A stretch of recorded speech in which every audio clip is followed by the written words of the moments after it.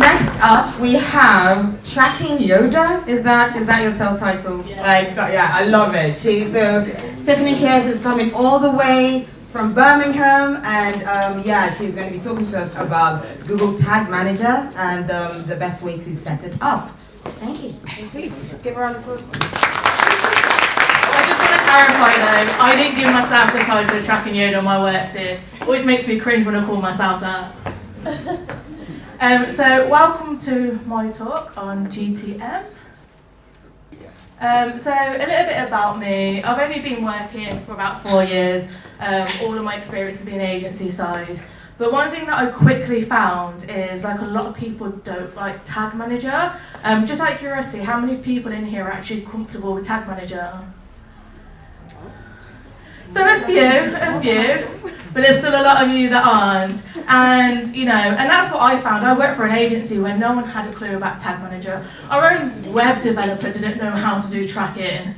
So I quickly started to learn how to do it, and I started to actually really enjoy it because, let's be honest, I'm a glutton for punishment.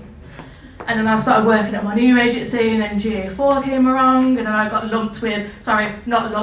joyfully took the task of trying to work out GA4 and teach it to everyone. So I quickly became the tracking and e-commerce specialist. So one of the things that I always find is a lot of people don't know how Tag Manager works.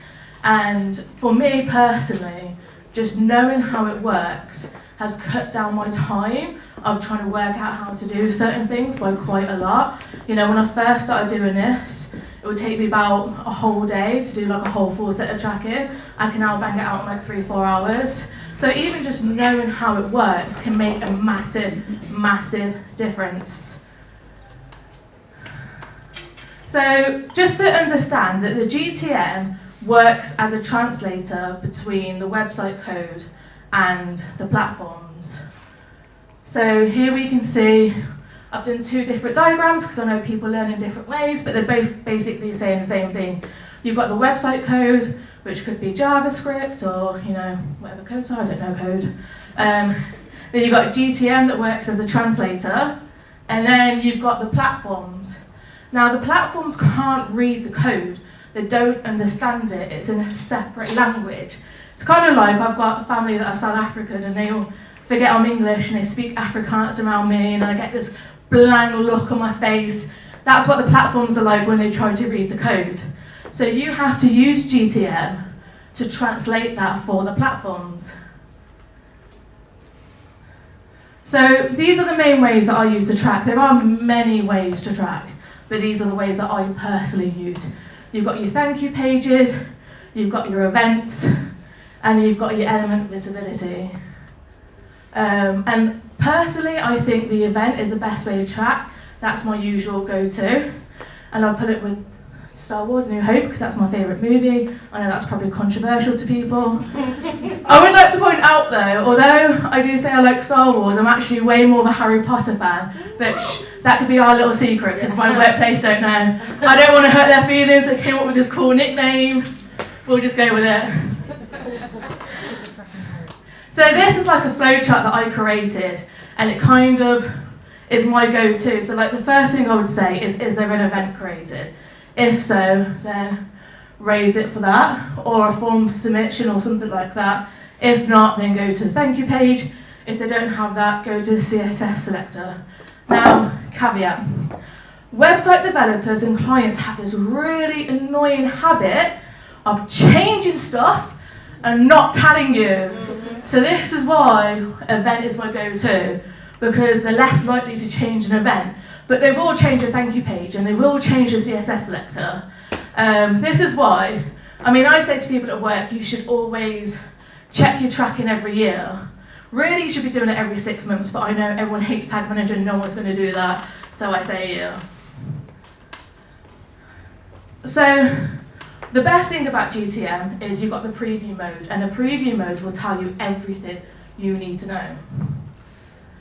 So you can see this nice little picture I've done here. You've got on the left, sorry, I don't know my left and right, so it's pretty bad, isn't it? You've got on the left That's right. a list of the different events that are raised. you've got your variables and you've got a data layer, and I've just broken something. I'm so sorry. And you've got your data layer. So a data layer is incredibly hard to read. I can read it now because I've had a lot of experience. I'm going to be honest, I can read a data layer because GA4 has been such a nightmare. I had to learn. But the variable section will translate the data layer for you. You can see you've got the data layer on the left, the variable section on the right, and the variable section is so much easier to read. And the information is the same, it just translates it for you in an easy way to understand. And then, so you can see here, like for example, you've got on the trigger, on the middle picture, the different events that are raised, and then you can see under variables like event, GTM form submit. That's like one of my biggest tips for you. Don't overcomplicate it.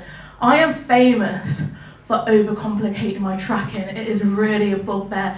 I will be like, oh, we need to do this, and we need to do this, and we need to do this, and then I'll go for a walk, and I'll be like, oh my God, it was so simple, like, why didn't I think of this? So what I tend to do now is I think about the simplest way of tracking, and then I'll work my way out. If that doesn't work, then I'll try the next, and then I'll try the next, and then I'll try the next. The good thing about Tag Manager is a lot of the time, you can just do as many tests as you can.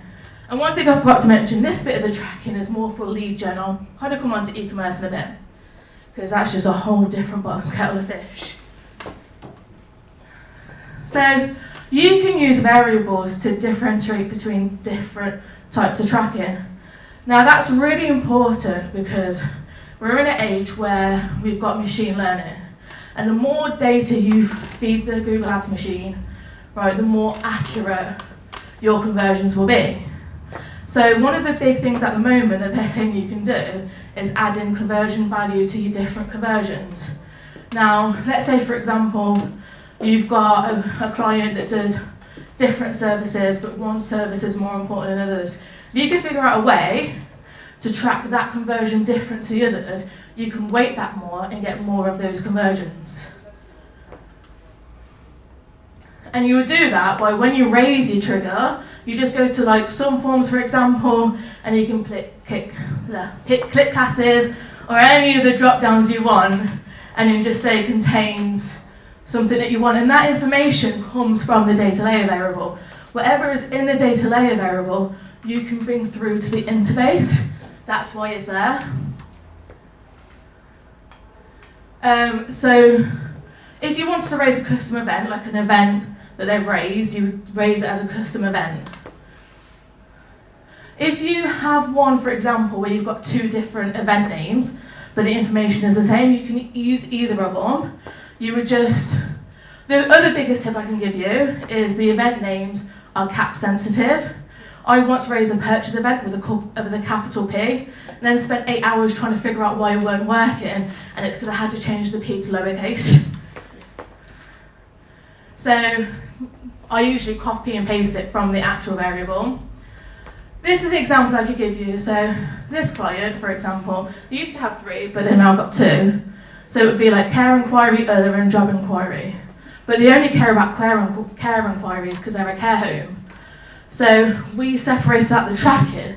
The only problem is the information wasn't in the data layer variable. So in that case, you'd have to say, so we went to the website developer and we said, can you add in a variable for inquiry type? And then we could then pull it in through this drop box, and then I would have to raise a dynamic code. And then you can see here, you've now got in the data layer and the variables inquiry type. So all you'd have to do then is raise a variable in GTM for inquiry type. Simple. And it brings it through. So there are different ways you can do this. If you're doing it on GA and you don't want to raise loads of goals, I'm going to say GA3 because we've still got it for a little bit. And you don't want to raise loads of goals because you can only do a maximum of 20. You can just raise it as an event, bring it in as the label, and that will bring it into the interface for you. So you don't have to raise all these different bits of tracking.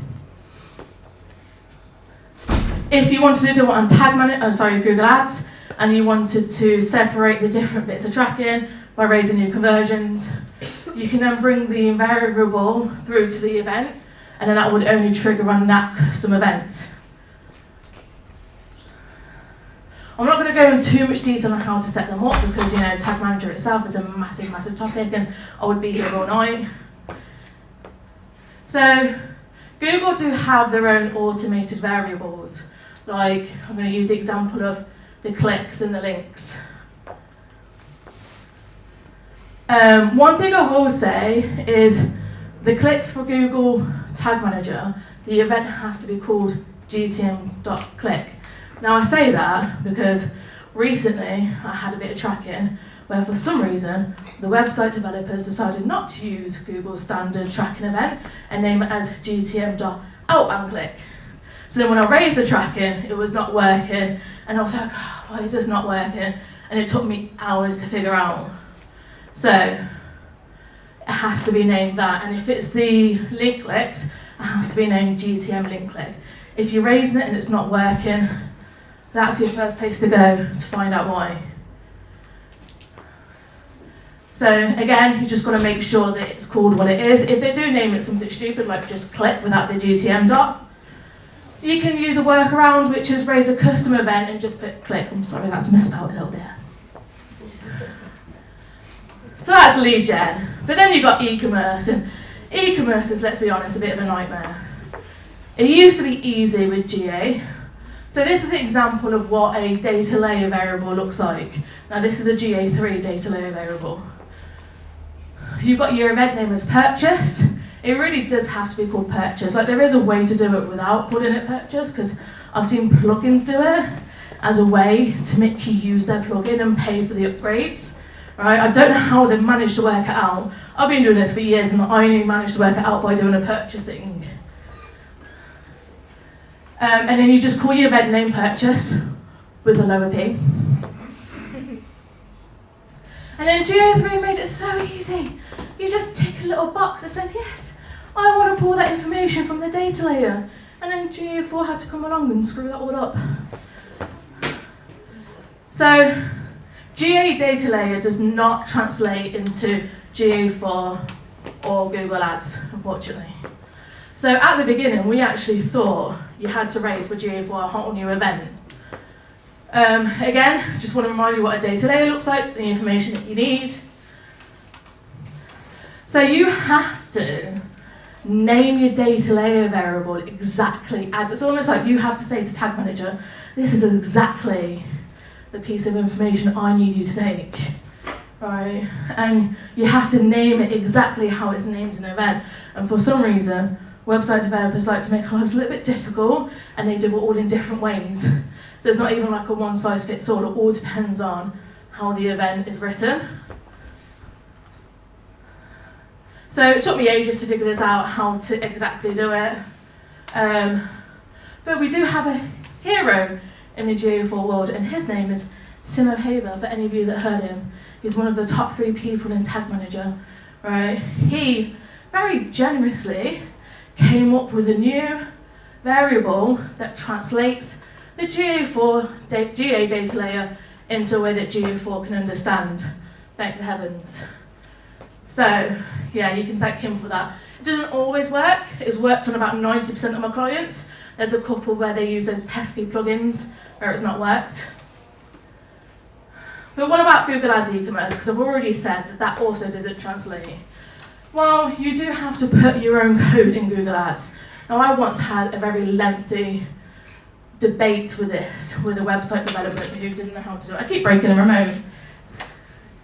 Who didn't know how to do it. But this is how you do it. So you just add this bit of code in, and then it will translate that for you. That goes on the thank you page. And then in the data layer, again, you need to tell it exactly where to find it from. So when you raise a tag, you'll see here, when you raise your data layer variables, you can bring that into the tag and actually saying to Google Ads, this is where I want you to find it. Now, it used to be, Google Ads would say that we could just import it from GA, but they're now telling us that we need to raise it directly in Google Ads. And the reason is, 1, your attribution, and 2, so that you've got that more information to feed the data layer variable. And again, you'd raise a data layer variable, something like this, depending on what the event is called. Most of the time, you can raise one data layer variable and just use it across all tags. Most of the time. So the GA data layer does translate into Facebook, so you don't have to raise a new code, but you do also have to tell Facebook where to get that information. Now there are different ways of doing Facebook. This is personally how I do it. Some people probably still do it the old school way. I do it by using a template because I'm lazy. So like I said, they usually go across all platforms. So a lot of the time, I would just duplicate a tag, or like I'll raise it for GA, for example, and then I'll just duplicate it, change the platform, and then just change whatever information I need to change. It saves a lot of time. And once you know how to do tracking for one platform, you know how to do it for all of them, thankfully. So that's about it. Just kind of go through what my key takeaways are, figure out the best tracking to use. I've got that nice little handy flowchart for you guys. Make sure your data layer has all the information you need to raise the tracking that you need, otherwise go to the website developer. Make sure your event names are accurate. If a tracking's not working, 9 times out of 10, it's the event name that's the problem. And review the data layer to make sure the information is correct, because mistakes happen. And once you understand how all of it works and all of it fits together, it will save you a lot of time. Now, I'm on Twitter if anyone wants to ask me any questions. I actually love Tag Manager because I'm a psycho. So, always happy to answer your questions. And I will be putting together at some point like a little resource list of who my favourite people are and the kind of resources that I use to learn all this stuff. So if anyone's interested, I will at some point be putting that together, follow my Twitter or LinkedIn, and then you'll be able to see that information. Yeah, thank you for attending my talk.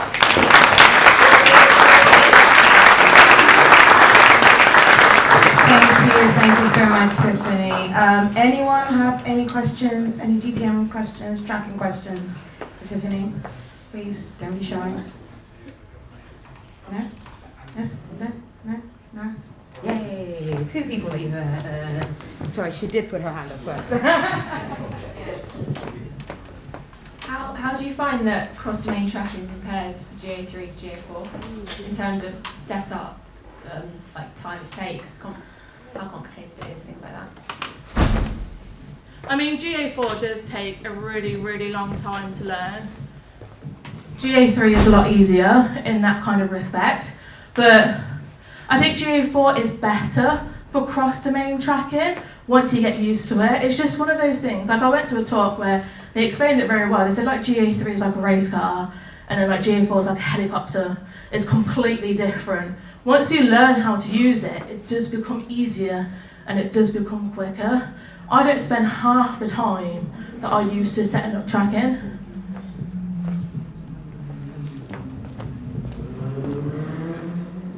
This is an e-commerce tagging question. Shopify or WordPress, which integration is easiest or best into GA4? On your personal opinion?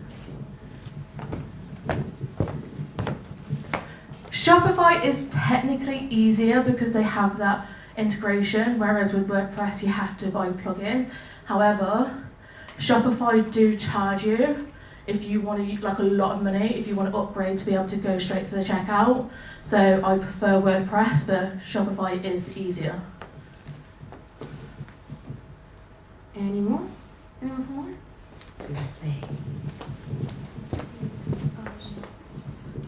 Thanks for that. Any advice on tagging iframe forms or anything like that in GTM? Even I know that's a dangerous question. I'm not great with tracking at all. Yeah, I think I could do like a whole separate talk just on iframes. Number one thing I found is JavaScript for iframe is in a folder. So sometimes what web developers will do is they'll put it in the JavaScript, but the JavaScript doesn't apply to the iframe because it's in its own separate folder. So 1, make sure they're put it in the right place. 2, just check if you can do an integration, like HubSpot do iframes, but you can integrate that quite easily. And another good thing is some of them will do listeners. So I'm going to do the example of HubSpot again. They have their own listener forms. I think you can get an Ajax listener form. So some of them have listener forms as well that make that easier. They're like my top 3 hints. Any more? No questions? No? Thank you very much, Tiffany. Please give her a round of applause.